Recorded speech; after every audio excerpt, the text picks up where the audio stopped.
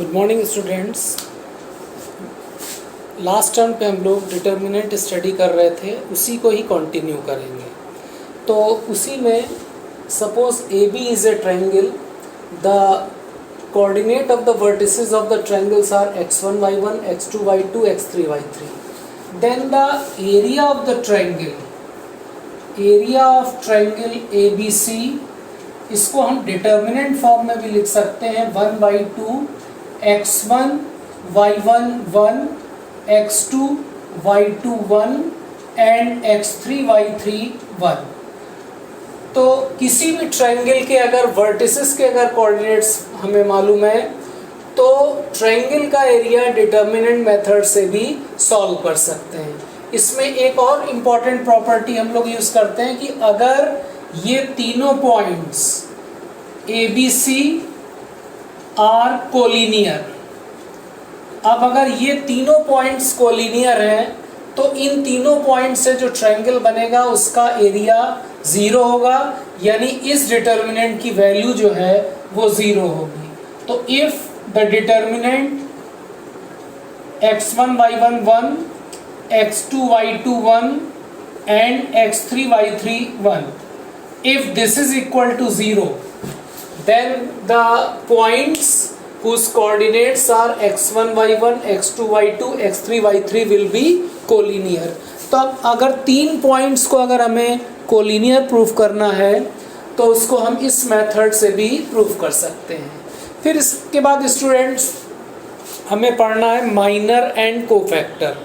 Minor and cofactors is a very important topic of the determinant.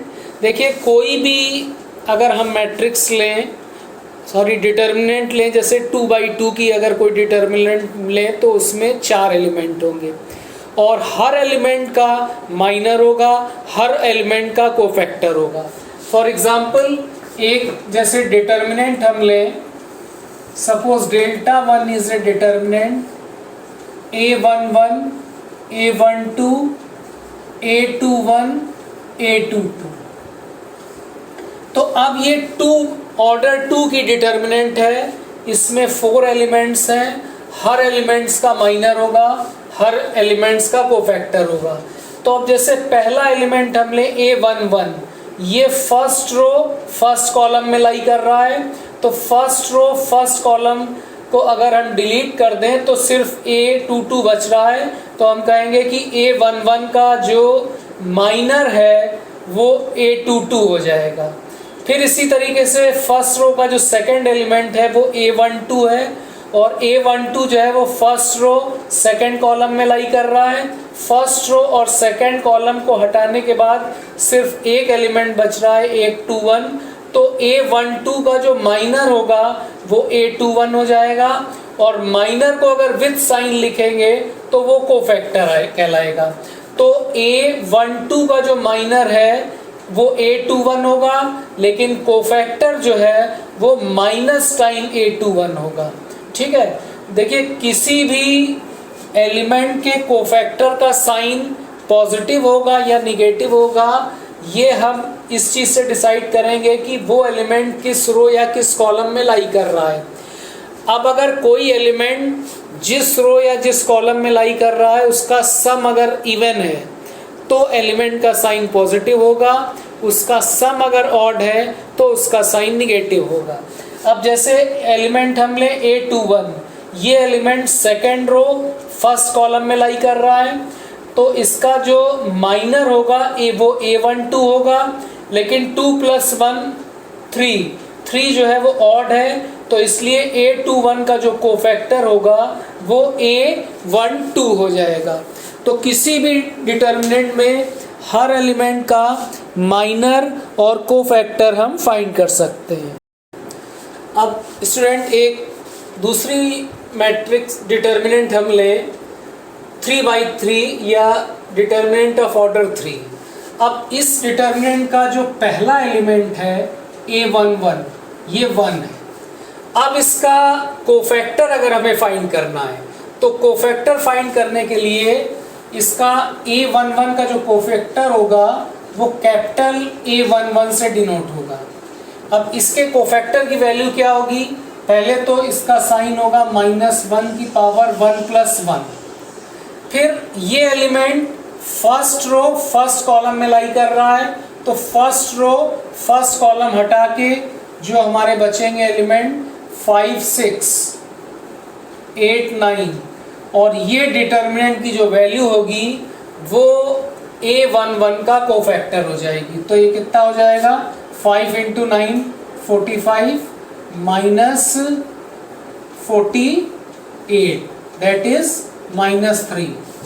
तो A11 का cofactor capital A11 और जिसकी value जो है वो 3 हो जाएगी। फिर इसके बाद इस डिटर्मिनेंट का जो सेकंड एलिमेंट है A12, ये 2 है। अब 2 का जो कोफैक्टर होगा उसको हम कैपिटल A12 से डिनोट करेंगे, और ये फर्स्ट रो सेकंड कॉलम में लाई कर रहा है तो इसलिए इसका साइन जो है वो निगेटिव होगा, क्योंकि 1 + 2 3। अब ये फर्स्ट रो सेकंड कॉलम में लाई कर रहा है तो फर्स्ट रो और सेकंड कॉलम हम हटा दें तो जो ये ऑर्डर 2 की डिटर्मिनेंट आएगी ये स्मॉल a12 का कोफैक्टर हो जाएगी। तो ये वैल्यू आ जाएगी 4 × 9 36 -42, तो ये हो जाएगा 6। फिर इसी तरीके से फर्स्ट रो का जो थर्ड एलिमेंट है वो 3 है। Element of first row and third column is 3। इसका जो कोफैक्टर होगा A13 हो जाएगा। इसका साइन प्लस होगा क्योंकि 1 + 3 4 है। अब ये एलिमेंट फर्स्ट रो और थर्ड कॉलम में लाई कर रहा है तो फर्स्ट रो और थर्ड कॉलम हटा दें तो 4 5 7 8, तो ये वैल्यू आ जाएगी 32 -35 -3। तो ये जो है वो 3 का कोफैक्टर हो जाएगा। इसी तरीके से ऑर्डर 3 की जो डिटर्मिनेंट है इसमें टोटल 9 एलिमेंट्स हैं और हर एलिमेंट का कोफैक्टर होगा। तो इसी तरीके से किसी भी एलिमेंट का अगर कोफैक्टर फाइंड करना है तो वो एलिमेंट जिस रो या जिस कॉलम में लाई कर रहा है उस रो और उस कॉलम को हटाने के बाद जो एलिमेंट बचेंगे और उससे हमें 2/2 की डिटर्मिनेंट मिल जाएगी, और वो जो 2/2 की डिटर्मिनेंट होगी वो उस एलिमेंट का कोफैक्टर हो जाएगी। सपोज एक जैसे एलिमेंट हम ले A32, यानी element of third row second column, ये क्या है एलिमेंट 8। अब इसका जो कोफैक्टर होगा, देखिए 3 + 2 जो है वो 5 है तो इसका साइन क्या होगा, माइनस। अब ये element third row second column में लाई कर रहा है तो थर्ड रो सेकंड कॉलम हम हटा दें तो बच जाएगा 1 4 3 6, तो ये कोफैक्टर आ जाएगा हमारा 6 - 12, ये 6 आ गया। तो कोई भी डिटर्मिनेंट है उसमें हर एलिमेंट का कोफैक्टर होगा। अब जैसे एक हम डिटर्मिनेंट लें ऑर्डर 2 की, A11 A12 A21 A22। अब इस डिटर्मिनेंट के कोफैक्टर से जो डिटर्मिनेंट बनेगी उसको हम डिनोट करेंगे capital A11, capital A12, capital A21 and capital A22। तो ये जो डिटर्मिनेंट है हमारी, this is the determinant formed bye cofactor of the each element. और किसी भी डिटर्मिनेंट में कोफैक्टर से जो डिटर्मिनेंट फॉर्म होती है उसका जो ट्रांसपोज होता है उसको हम डिटर्मिनेंट का एडजॉइंट कहते हैं। तो adjoint of the determinant is equal to transpose of the determinant formed by the cofactor of the determinant. तो अब स्टूडेंट ए हमारी ऑर्डर 3 की डिटर्मिनेंट है जिसके element A11 A12 A13 and so on.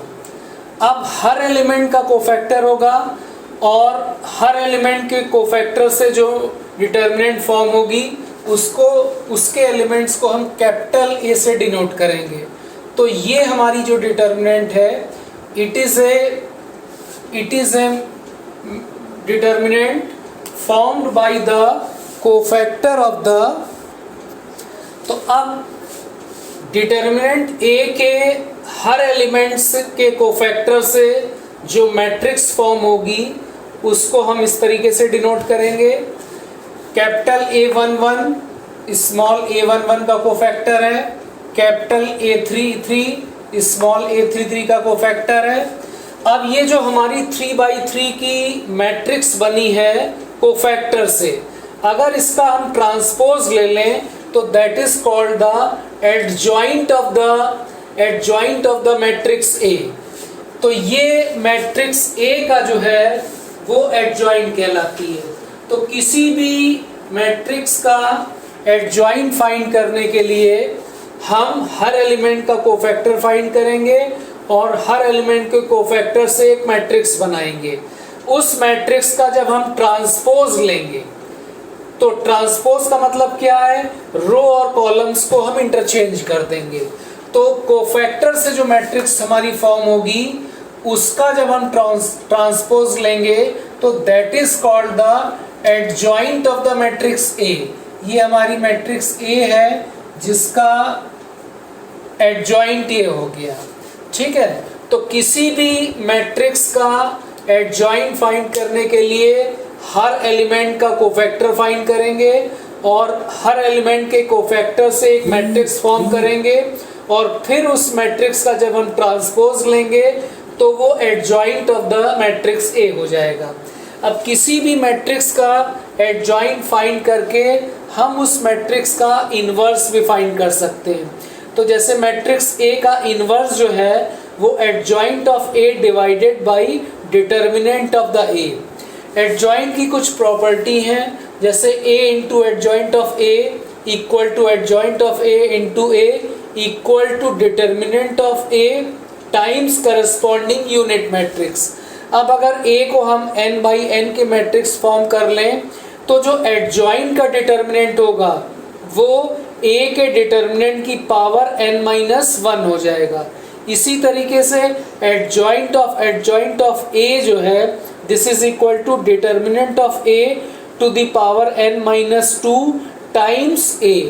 फिर इसी तरीके से दो मैट्रिक्स का अगर प्रोडक्ट है तो उनके एडजॉइंट में फार्मूला लगेगा adjoint of A B equal to adjoint of B into adjoint of A. तो आज हम लोग ने थियोरेटिकल पार्ट एडजॉइंट का पढ़ा।